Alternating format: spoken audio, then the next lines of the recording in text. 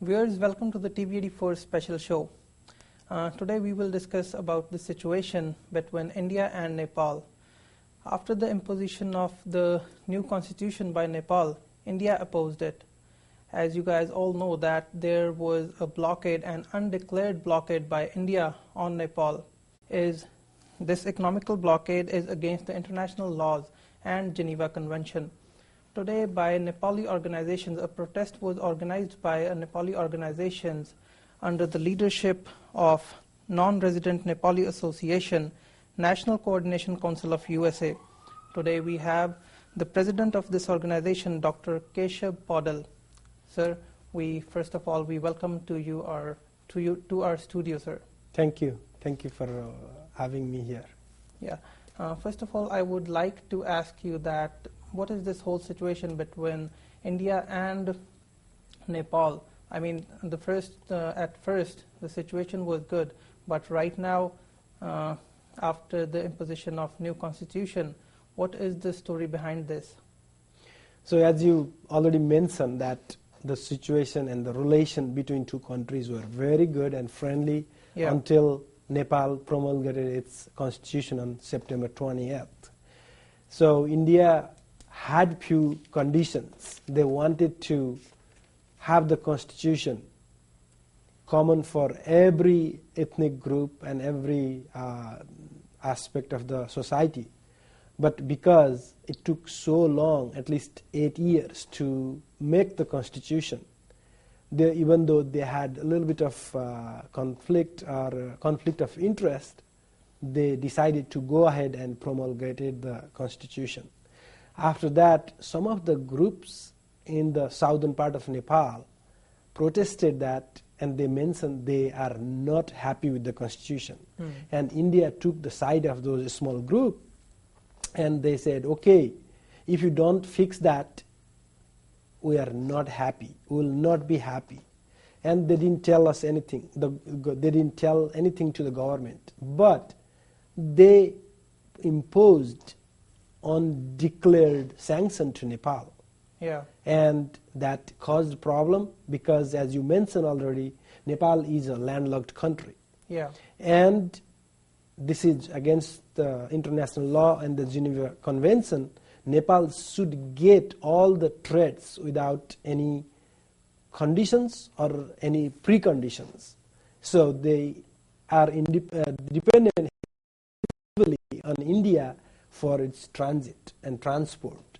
So if India blocks all those transit trade, then Nepal will have a problem. They will not get fuel, they don't get food, and they don't get essential medications. And that's the situation exactly right now. People are dying due to lack of essential medications, oxygen, and lack of fuel hampering their transport, and the sick people have not been able to be carried to the hospital. And also they have a problem with the food, not only the fuel. And this is not only economic blockade, this has made a big humanitarian crisis in Nepal.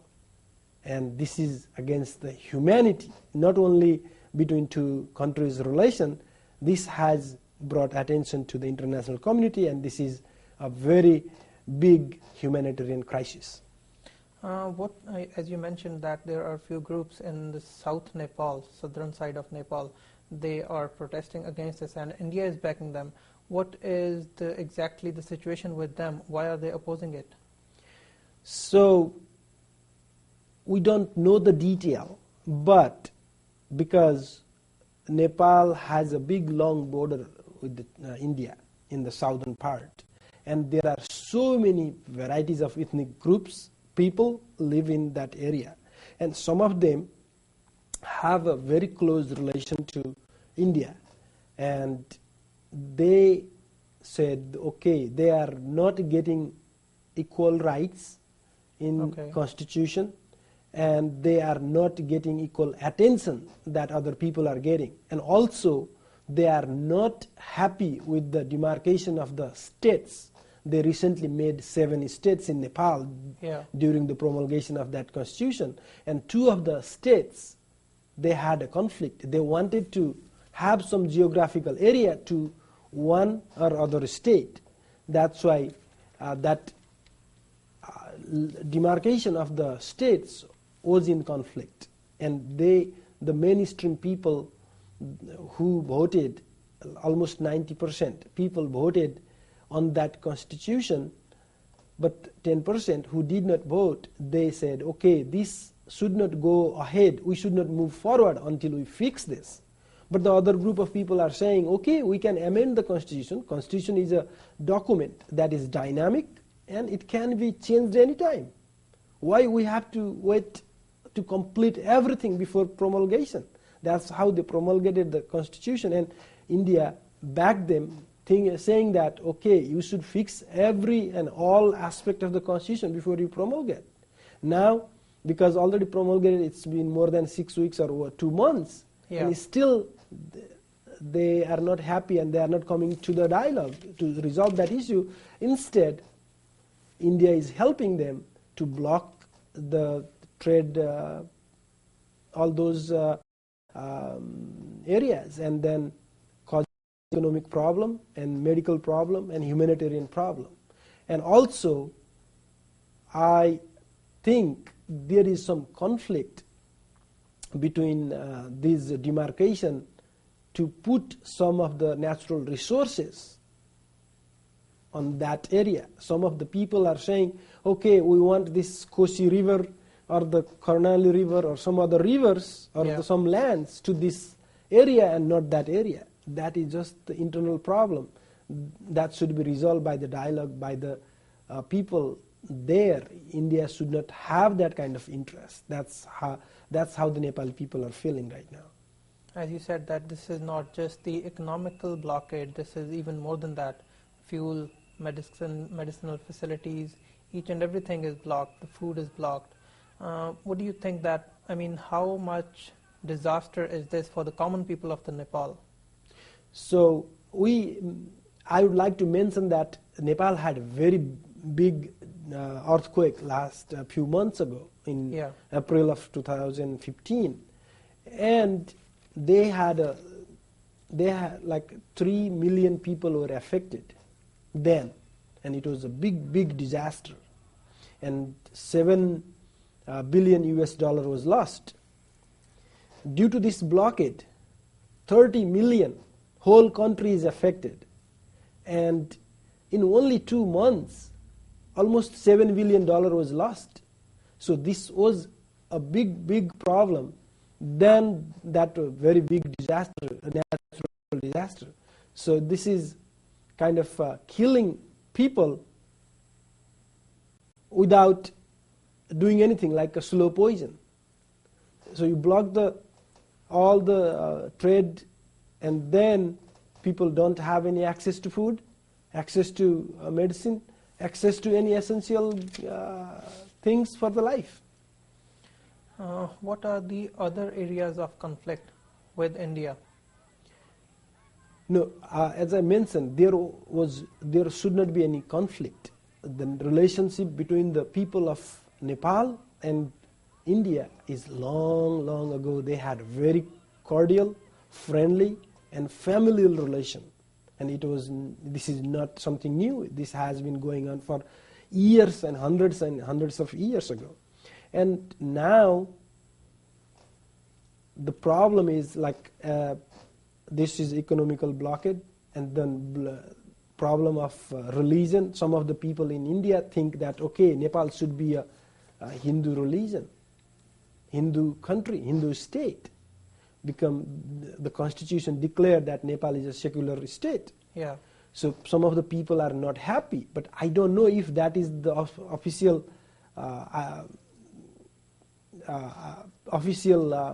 of India's government.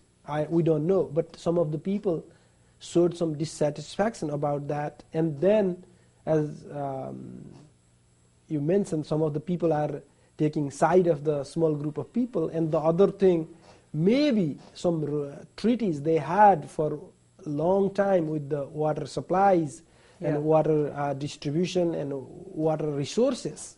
And maybe that is one of them, but we don't know for sure if that is causing any problem this time or that is related to this. I'm not sure, but they have this kind of problems. But the people of both countries have a very good relation, but only after the Modi government came, we saw the problem. Maybe the relationship between the government is not good, and people from India are still supporting Nepal and saying that this kind of blockade should not happen and the government should immediately take this back. And we have a support, but the government is not listening to this. So you think that maybe the new constitution is the problem, that the people from India, they think that Nepal should be a Hindu religious country. That is the problem, and the water issues. Can you just please elaborate on both of these? So I'm not sure if that is the problem, but what happened was when Modi went to Nepal, he convinced each and every Nepalese people that Modi is a very good person for Nepal. But after some time, when Nepal promulgated its constitution, there is a problem. And people think Modi speaks something and does something else. And as you mentioned, Modi backed up for Hinduism, Hindu religion, and he has a history that he always wanted to promote Hinduism. So we are not opposing that, but as a country, Nepal should have a right to make its constitution and have a right to put in the constitution as a Hindu state or secular state or anything that should be left to the people of Nepal. We are not sure if that is causing the problem, but we saw that that could have been one of the problems. We should be told clearly. We have not been told if that is the problem. But the problem we were told is something different, that is, okay, that is a problem in your country. You talk to your country people and solve the issue. If you don't solve, then we don't help you. That kind of threatening is not good. Nepal is a sovereign country itself. And if you have a problem, you should be able to tell us clearly that this is the problem and you want to solve this. Or if you say something or you show something, someone else causing the problem, but the problem is something else. We don't know. So Modi government should be able to speak to the government of Nepal clearly, this is what we want, and they should be able to make that transparent to the international community. They should not say something inside the room and do something else in other room or other areas. So we believe one of the reasons the Modi government is not happy is Nepal became the secular state.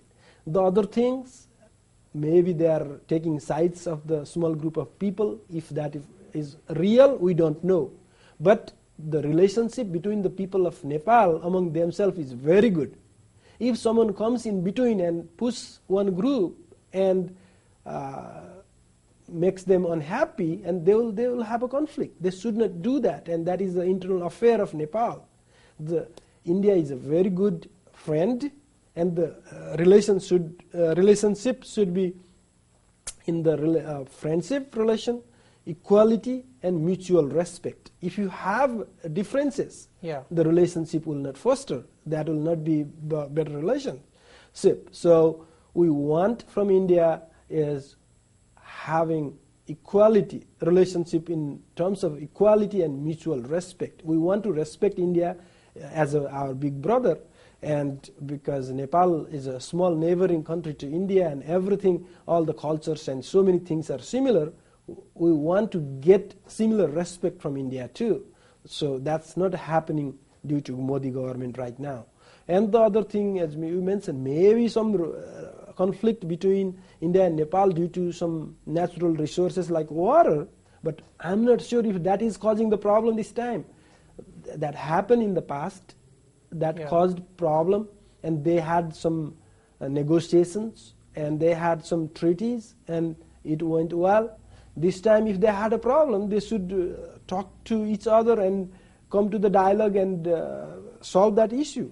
But the resources that are present in Nepal are Nepal's resources that should be like respected by India, that okay, these resources are from Nepal and that will be utilized with the mutual respect. So it should be the equal relations. Thanks, and we will continue this after a short break.